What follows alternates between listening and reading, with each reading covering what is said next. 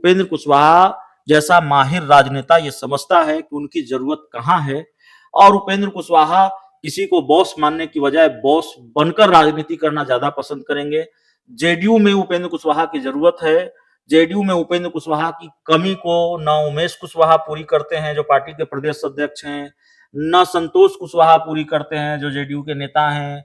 और कुछ संतोष कुशवाहा जेडीयू के सांसद भी हैं एक, तो कई कुशवाहा नेता हैं, भगवान सिंह कुशवाहा हैं। तो ये लोग उपेंद्र कुशवाहा की कमी को पूरी नहीं करते हैं। उपेंद्र कुशवाहा की कमी को पूरी करते हैं उपेंद्र कुशवाहा ही। लेकिन उपेंद्र कुशवाहा ने इसके संकेत बहुत पहले से देने शुरू किए। क्रेडिट राज्यपाल को दिया आरक्षण का। लालू यादव के 15 वर्षों के शासनकाल को लेकर निशाना साधा उन पर। नीतीश कुमार पर कोई हमला नहीं किया। और ऐसा नहीं है कि नीतीश कुमार पर वो हमला नहीं कर रहे थे। अब से कुछ दिन पहले तक तो वो एक भी मौका नहीं छोड़ रहे थे नीतीश कुमार पर निशाना साधने का। तो उन्होंने देखा है कि आज उनकी खुद उनको सीट मिलेगा या नहीं मिलेगा, नालंदा से वो चुनाव लड़ पाएंगे नहीं लड़ पाएंगे, इस पे भी तलवार लटकी हुई है। तो शायद इसी से उन्होंने कुछ सीख लिया हो कि बीजेपी अंतिम समय में हो सकता है कि मुझे दरकिनार कर दे। दूसरी बात जो आपकी मुझे बहुत सही लग रही है कि सम्राट चौधरी को बॉस मानकर वो फॉलो करे उनके इंस्ट्रक्शन और उनके ये पे वो काम करे, ये शायद उनसे संभव नहीं हो पाए। नमस्कार, आप देख रहे हैं रबजी लाइव और आज हमारे साथ हैं अभिषेक मिश्रा। आप नाम से रूबरू तो होंगे ही, लगातार आप इनका विश्लेषण जो एनालिसिस है वो देखते रहते हैं। और आज जो हम लोग बात करेंगे बिहार की सियासत पर और जो उसमें लगातार उलटफेर हो रहा है उस पे बात करेंगे। उलटफेर से एक चीज़ हम लोग को मालूम पड़ता है कि पूरे बिहार की राजनीति के केंद्र में आ गए हैं उपेंद्र कुशवाहा। उसकी एक वजह ये है कि ऐसे कयास लगाए जा रहे हैं कि उपेंद्र कुशवाहा पाला बदलेंगे और बीजेपी का साथ छोड़कर जेडीयू का दामन थामेंगे। मैं बीजेपी का साथ छोड़कर इसीलिए कह रहा हूँ कि लगातार इस तरह की बात चल रही थी कि वो एनडीए के साथ हैं, उनका साथ दे रहे हैं और लोकसभा चुनाव में भी एनडीए के साथ जाएँगे। लेकिन कुछ समय से अब जो इस न्यूज़ को अभिषेक जी कवर कर रहे हैं और उन्होंने इस बात पर बहुत हद तक मुहर भी लगाई है कि आज ना कल 10 दिनों के बाद 15 दिनों के बाद, लेकिन ये बात सबके सामने आ जाएगी, पब्लिक डोमेन में भी आ जाएगी कि उपेंद्र कुशवाहा जो है वो जेडीयू के साथ जाने वाले हैं। नीतीश जी के साथ उनकी क्या खिचड़ी बन पक रही है, इस पे भी हम लोग बात करेंगे। सबसे पहले अभिषेक जी सवाल कि सब कुछ ठीक तो था, एनडीए में रहते 1-2 सीट जीतने की गारंटी भी रहती उनकी पार्टी की तरफ से, मंत्री भी बनते। लेकिन फिर ये बेचैनी क्यों कि उन्हें मतलब जेडीयू की तरफ जाना और नीतीश जी का प्रेम उनको क्यों खींच रहा है? नहीं, आपके सवाल का जवाब देने से पहले मैं थोड़ा-सा सर आपको करेक्ट करूँगा। उपेंद्र कुशवाहा नीतीश कुमार के साथ जाएँगे, ये कयास नहीं है, ये तकरीबन तय है। और ये बात अब बिहार की सियासत में स्थापित हो चुकी है, न सिर्फ हमारी जानकारियों के आधार पर, हमारी खबर के आधार पर, बल्कि उपेंद्र कुशवाहा ने खुद जो संकेत दिए हैं, उस आधार पर भी ये बात अब तकरीबन तय नज़र आ रही है कि उपेंद्र कुशवाहा, ये ठीक है कि आज नहीं जाएँगे, कल नहीं जाएँगे, समय लग सकता है, लेकिन दही-चूड़ा उपेंद्र कुशवाहा साथ में नीतीश कुमार के खाएँगे, ये बात नज़र आ रही है। अब सवाल ये है कि एनडीए छोड़कर वो जा क्यों रहे हैं? देखिए, उपेंद्र कुशवाहा सिर्फ मंत्री बनने के लिए या 2-4 लोकसभा की सीट के लिए राजनीति करते हों या इस डील से वो संतुष्ट होते हों, कम से कम मेरी राजनीतिक समझ ऐसी नहीं कहती। देखिए, उपेंद्र कुशवाहा अ, कुशवाहा नेता, बड़े कुशवाहा नेता माने जाते रहे हैं, और उपेंद्र कुशवाहा को क्या ये मंजूर होगा कि सम्राट चौधरी को बॉस मानकर वो अपनी राजनीति की गाड़ी को आगे बढ़ाएँ? और फिर आपके सामने है आरसीपी सिंह, जेडीयू के राष्ट्रीय अध्यक्ष हुआ करते थे। अगर कद की बात करें तो उपेंद्र कुशवाहा से ज़्यादा बड़े कद के नेता थे जेडीयू में। उपेंद्र कुशवाहा संसदीय बोर्ड के अध्यक्ष थे, जब बनाए गए तो आरसीपी सिंह जेडीयू के राष्ट्रीय अध्यक्ष थे। लेकिन आरसीपी सिंह का हश्र क्या है? भारतीय जनता पार्टी में शामिल हो गए। भारतीय जनता पार्टी ने कितनी बड़ी ज़िम्मेवारी उनको दी है? कौन-सी बड़ी ज़िम्मेवारी भारतीय जनता पार्टी ने उनको दी है?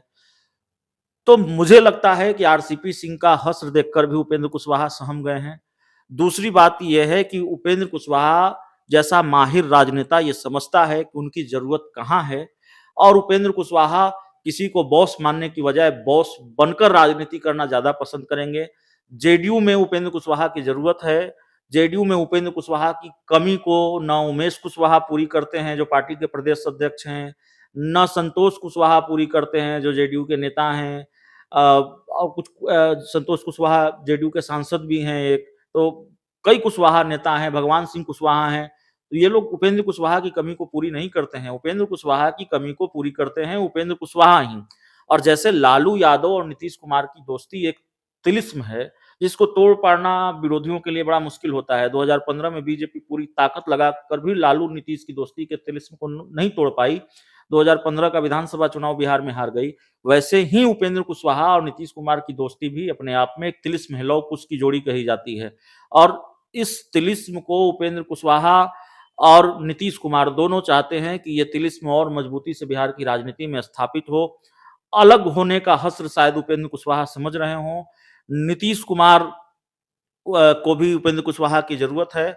और ऐसा नहीं है, देखिए आज हमारे पास जानकारी आई 5 दिन पहले, 7 दिन पहले, 4 दिन पहले, और हम खबर चला रहे हैं, लेकिन उपेंद्र कुशवाहा ने इसके संकेत बहुत पहले से देने शुरू किए।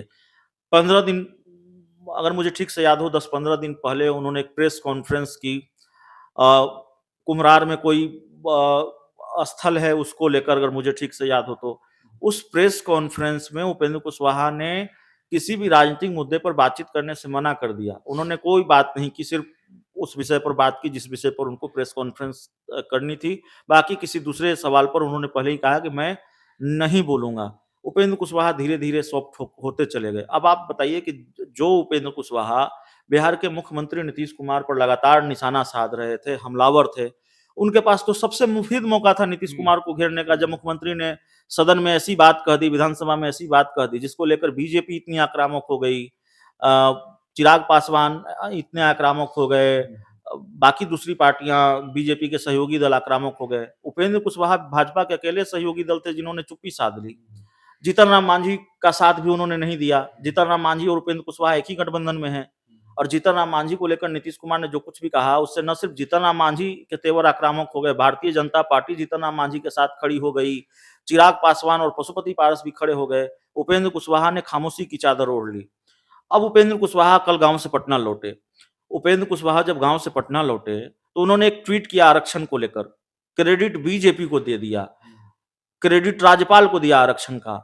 लालू यादव के 15 वर्षों के शासनकाल को लेकर निशाना साधा उन पर। नीतीश कुमार पर कोई हमला नहीं किया। और ऐसा नहीं है कि नीतीश कुमार पर वो हमला नहीं कर रहे थे। अब से कुछ दिन पहले तक तो वो एक भी मौका नहीं छोड़ रहे थे नीतीश कुमार पर निशाना साधने का। तो देखिए राजनीति में इतने संयोग होते नहीं है, और जब संयोग दर संयोग होने लगे तो समझिए कि सियासत अब खेल की तरफ बढ़ रही है। प्लान तो है। प्लान है, और किसी को भी अगर ये हैरानी है, जैसे उपेंद्र कुशवाहा की पार्टी के कुछ नेताओं से ऑफ द रिकॉर्ड बात होती है, वो इस बात को खारिज करते हैं, नहीं ऐसा कुछ नहीं होने जा रहा है, ये नहीं होने जा रहा है। अरे साहब, मैं डंके की चोट पर कह रहा हूँ, ये होने जा रहा है।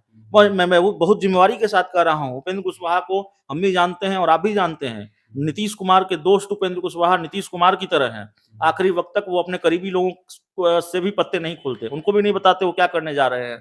तो उपेंद्र कुशवाहा नीतीश कुमार की दोस्ती होने जा रही है।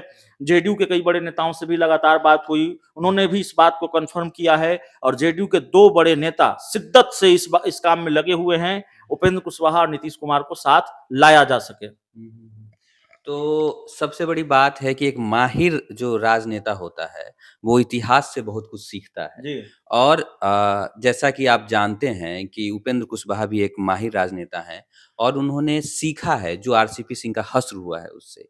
उन्होंने देखा है कि आज उनकी खुद उनको सीट मिलेगा या नहीं मिलेगा, नालंदा से वो चुनाव लड़ पाएँगे, नहीं लड़ पाएँगे, इस पे भी तलवार लटकी हुई है। तो शायद इसी से उन्होंने कुछ सीख लिया हो कि बीजेपी अंतिम समय में हो सकता है कि मुझे दरकिनार कर दे। दूसरी बात जो आपकी मुझे बहुत सही लग रही है कि सम्राट चौधरी को बॉस मानकर वो फॉलो करे उनके इंस्ट्रक्शन और उनके ये पे वो काम करे, ये शायद उनसे संभव नहीं हो पाएगा और इसीलिए वो रास्ते अलग हो सकते हैं। अब दूसरी बात आते हैं, लगातार आरक्षण की बात हो रही है। अब आरक्षण का दायरा भी राज्यपाल ने सिग्नेचर कर दिया और बढ़ गया सब। आपको क्या लगता है कि इससे नीतीश कुमार की राजनीति जो जिस तरीके से वो राजनीति करते हैं, उनको सूट करेगा और उनको फ़ायदा होगा इससे? बिल्कुल फ़ायदा होगा। फ़ायदा कितना होगा ये देखना होगा। उस फ़ायदे का जो मीटर है वो कितना ऊपर जाएगा वो देखना होगा, कितना नीचे जाएगा वो देखना होगा। लेकिन फ़ायदा होगा, इसका राजनीतिक लाभ लालू यादव, नीतीश कुमार को होगा। और भारतीय जनता पार्टी जिस तरीके से बीजेपी के अंदर बेचैनी दिख रही है, भाजपा के सहयोगी दलों के अंदर बेचैनी दिख रही है, वो यूँ ही नहीं है। वो इस भारतीय जनता पार्टी और उसके सहयोगी दल ये जानते हैं कि जाति गणना से आरक्षण को लेकर जो दांव चला है, कोटा बढ़ाया है बिहार सरकार ने, उससे क्या संभावित राजनीतिक नुकसान हो सकते हैं। और भारतीय जनता पार्टी लगातार उस संभावित नुकसान के खतरे को कम करने की कोशिश कर रही है। हर हाल में अब अमित शाह का दौरा हो रहा है बिहार में, लगातार वो बिहार में आ रहे हैं। तो लालू यादव, नीतीश कुमार की दोस्ती वो अपनी एक मुश्किल है। एनडीए में अपनी जो लड़ाई है कुछ सीटों को लेकर, खासकर हाजीपुर सीट को लेकर, वो भी बीजेपी के लिए कम बड़ी चुनौती नहीं है। और फिर एक नई चुनौती यह है कि कई दलों के छिटकने की खबर, सिर्फ उपेंद्र कुशवाहा की बात नहीं है। अ, ऐसे आसार भी हैं, इस बात को आप खारिज नहीं कर सकते कि पशुपति पारस भी छिटक सकते हैं। अगर हाजीपुर की सीट नहीं मिली तो वो गठबंधन से अलग होने से पीछे नहीं हटेंगे। तो पशुपति पारस का जिक्र किसी दूसरे वीडियो में हम कर लेंगे, चिराग पासवान की बात दूसरे वीडियो में कर लेंगे। तो एक तो सहयोगियों के छिटकने का डर, ऊपर से आरक्षण, जाति गणना, ये सारी चीजें हैं। तो इसका नुकसान ज़ाहिर तौर पर भारतीय जनता पार्टी समझती है। ज़ाहिर है स्वीकार तो नहीं करेगी कि इसका नुकसान होगा, लेकिन भारतीय जनता पार्टी इसके नुकसान को समझती है।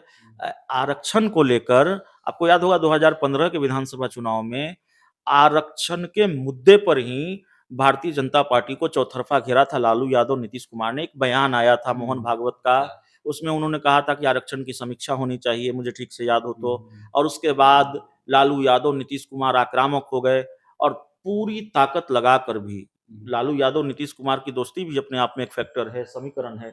लेकिन आरक्षण ने भी बड़ी मदद की, मोहन भागवत के बयान ने भी बड़ी मदद की लालू नीतीश की, और फिर बीजेपी वो चुनाव हार गई। तो जाहिर तौर पर आरक्षण एक ऐसा मुद्दा है, जाति गणना एक ऐसा मुद्दा है जिससे आसार इस बात के हैं कि फायदा हो सकता है महागठबंधन को, इंडिया गठबंधन को, खासकर लालू यादव, नीतीश कुमार को। तो आज इस वीडियो में इतना ही, फिर हम लोग मिलेंगे एक नए डिस्कशन के साथ। बने रहे हमारे साथ। अगर आपको ये वीडियो पसंद आया है तो इसे लाइक कर दें और हमारे चैनल को सब्सक्राइब कर दें, बेल आइकन प्रेस कर दें। और इस तरीके की वीडियो आप लगातार देखना चाहते हैं हमारे साथ बने रहने के लिए बहुत बहुत धन्यवाद।